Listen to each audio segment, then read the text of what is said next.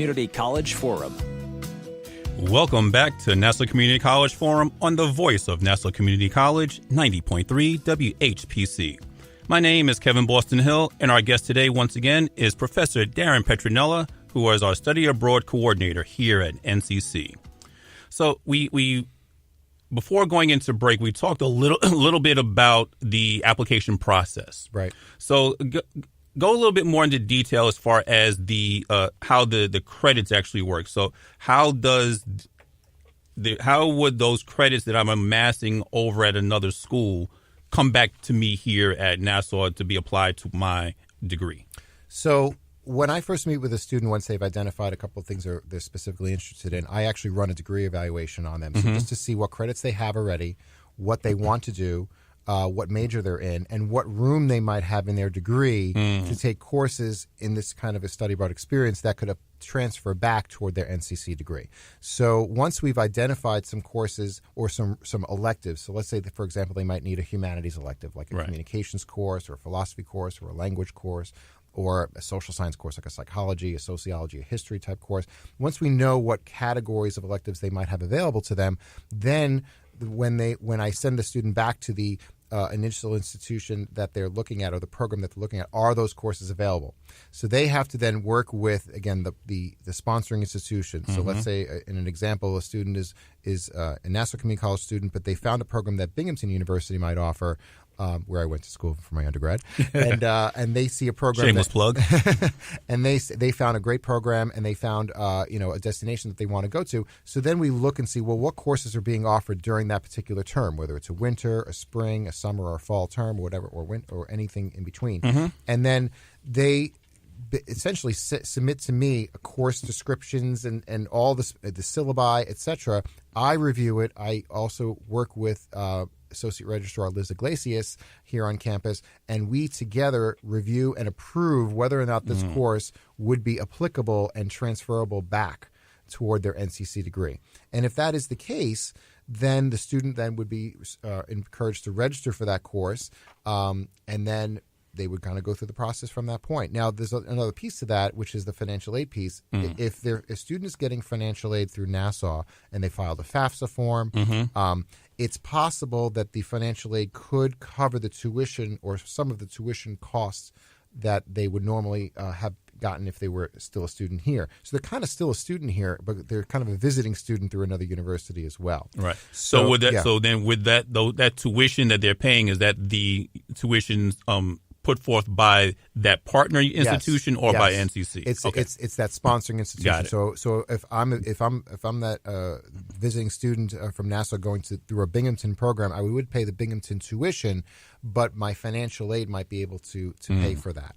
And that's something that we encourage the student to meet with the director of financial aid, Patricia Noren, to kind of clarify that process for them as well, because it's a separate form and the process. Now, just so students know that doesn't mean that they don't have to pay anything for the tuition portion of the course up front. They actually do have to pay the tuition bill at that through that sponsoring institution, and the financial aid is dispersed in the middle of the semester once the attendance confirmation is submitted. So it's not like they say, "Yeah, I'm going to Rome," like you said, right, and then they're not really doing the work, they're not attending the classes, they're not doing anything, and then they're expecting financial aid to pay for it. No, we have to have an attendance confirmation to then authorize the disbursement of the monies to be paid for the tuition portion of that. And that's only, of course, part of the cost for study abroad. Okay. So I guess let's get into some of the other expenses. So what if I'm a student and I want to do this, what kind of budget would you recommend that I start thinking about putting together? What are some of the expenses that I would have in this type of program? Right. So in addition to the tuition and fees and all the academic types of courses, a lot of times, if it's a faculty-led program, the faculty member might be working with a partner travel agency who kind of bundles everything into a program cost. If it's a standalone kind of a thing where a student is going through another university and studying and taking selected courses, they will have to cover things like airfare, accommodations, whether it's housing or some sort of residential living of some kind, transportation costs while they're there, so trains or buses or whatever, food costs, so you have to think about that. So in terms of money, it can range depending on location, depending on time of year, peak travel, off-peak travel, just like we would when we normally make travel plans. So it really could vary obviously, the longer the student is away for, so if it's a full semester, it's going to be much more money than if they're only away for a couple of weeks. So I guess that's what builds into or should be built into that research that the students are doing. So and they would get that information when they start to delve deeper into what specific programs they're looking at. Most schools actually post their budget sheets, their program costs, and the estimated expenses on top of that.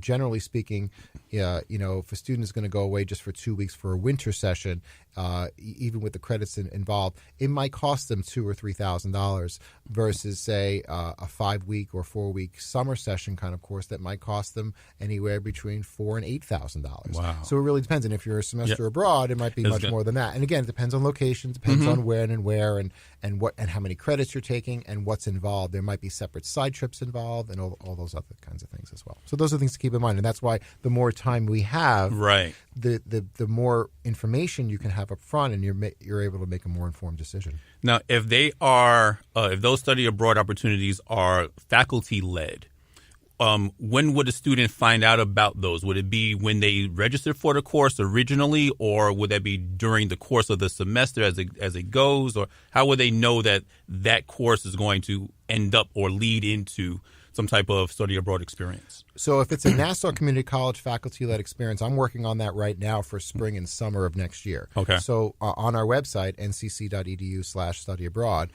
there is a current and future offerings page. Right now there's a course up there called Law 216, which is a international court systems course.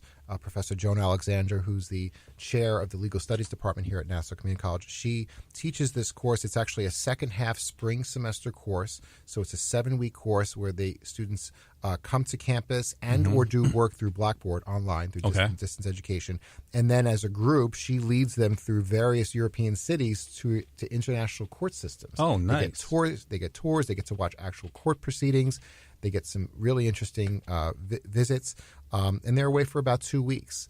Then there's another course that we're working on for summer session 1, which is a Biology 219 field biology course with Professor Christine Toulion, who's going to travel to Ethiopia.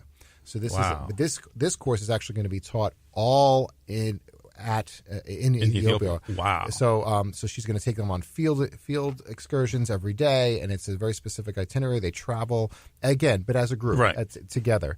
So these are the kinds of things that students would find out about through our website primarily, but also, of course, when I meet them, I'm going to tell them about these opportunities as well, depending on what their interests are. They may not be interested in those types of courses, but we're trying to offer a different variety of opportunities for students. Great. Once again, you are listening to Nassau Community College Forum on the voice of Nassau Community College, 90.3 WHPC. My name is Kevin Boston Hill, and our guest today is Professor Darren Petronella, the coordinator of our Study Abroad program. So let me then back up just a beat here, because now if they know ahead of time, they look on to the website in ncc.edu/study abroad, and they see a particular course that they may be interested in. Would the tuition cost for that also be associated right there, or would that be? So they would have to pay for the tuition the way they would normally if they were taking courses here. But there will be, like in the Law 216 course right now, there already is a brochure for the spring 2019 travel portion of the experience. There's a brochure that they can download and look at and that's something that the faculty member, Professor Alexander, worked with the travel agency to develop, so that the students know up front this is how much it's going to cost. We always encourage the students to contact the sponsor, the professor of the course, to get more information about the course, what they're going to learn, how it's different and distinct from, say, if they were just to take the course here on campus. Why it's different. Being in Ethiopia is very different than being in our lab here in Cluster F. So we encourage the students to connect with the professors to get that information and to learn more about the itinerary, what they're going to experience, and even the program-related costs as well. Okay. And aside from the faculty-led courses, if I do a study abroad on my own and research something that's separate from that, do I need to necessarily know the language of the country that I'm about to go to, or is it recommended I know the language, or is that a requirement, or does that fit in anywhere? It can fit in if the student wants it to. Many opportunities throughout the world offer English versions of the courses in English, in the English language. So if a student wants to study Spanish or they want to study, Hebrew, whatever the language might be, they can take, of course, language courses immersed within that culture of origin where that language might be really prevalent. But that's not a requirement. So if I wanted to study a business, if I want to study an international business, module or something in that field, it doesn't have to be a course that's taught in the language that the host is in. Okay. So it doesn't have to be in Spanish or in Italian or whatever the case might be. So the answer is no, it's not a requirement. Is it recommended? I would say it's always a good idea to be multilingual and to have that extra cultural competency. But it's not necessarily a requirement. So that I wouldn't want to discourage anybody from pursuing opportunities because of any sort of language challenge. Okay, great. So what are some of the other resources or things that I can find at the website?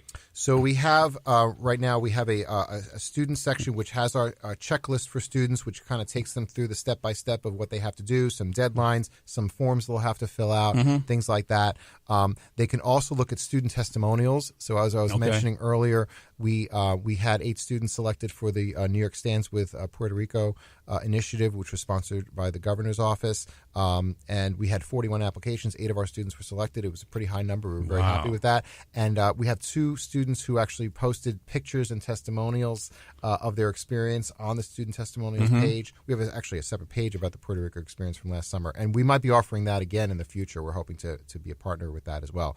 In addition to that, there's a faculty section. So if there's a faculty member listening, they want to create or develop a course for a study abroad experience, a faculty-led, they can go to our faculty section where there's a checklist of things that they would also be doing as well. They have to go through a curriculum approval process here at Nassau to make sure that the course is appropriate for that kind of thing. Because I think that would actually be a good thing for a lot of the other service learning projects that there are plenty of faculty members doing a lot of those. Absolutely. So I think to kind of funnel that through study abroad might actually sponsor some more interest. Also on our student page, we have a scholarship resources page that I just recently put up, which has a link to our Nassau Community College ncc.edu/scholarships page. Okay. This is for all of our scholarships that we sponsor here at Nassau.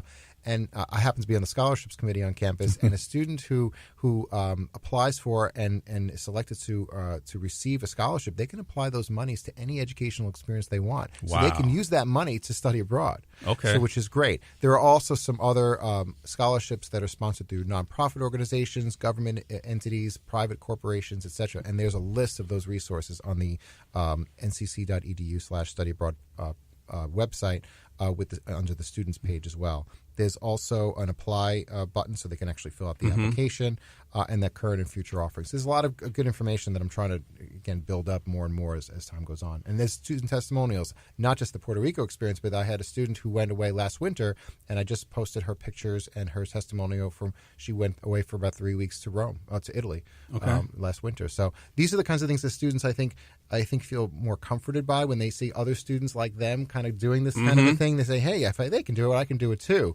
I'm actually going to be on 2 panels coming up. One is as part of International Education Week here at Nassau. That panel is going to be on Wednesday, November 14th at about 11 o'clock in the morning, where we're going to have a panel of students and faculty to talk about the experiences. And also we're going to be doing an evening activity hour panel of students who went to Puerto Rico as well to talk about their study abroad experiences as well. Great. I'm sure that if people do happen to miss those particular panels, there'll be like a recording or a podcast that they might be able to have. We're hoping to get that online. Yeah. Excellent. So if you had one thing to leave our audience with regarding study abroad, what would that be? I would say, check it out. I think for me, again, I always go back to my own personal experience. I like to relate my own personal experiences, what I was thinking when I wanted to study abroad myself. I was a sophomore in college, second-year student. And I had traveled a little bit with my family, you know, the family road trips, that kind of thing, but never really something that was, something so significant as a study abroad experience. And I realized that I can actually travel, immerse myself in a culture and a language, and also get credit for it and apply that in a professional, personal, and academic way. So I think that, for students, I think, don't just discount it because it might be too expensive or it might be too long. There are so many different versions of this that we can probably make something happen for you. Great. So once again, thank you for being our guest today, Professor Darren Petronella of the Study Abroad program.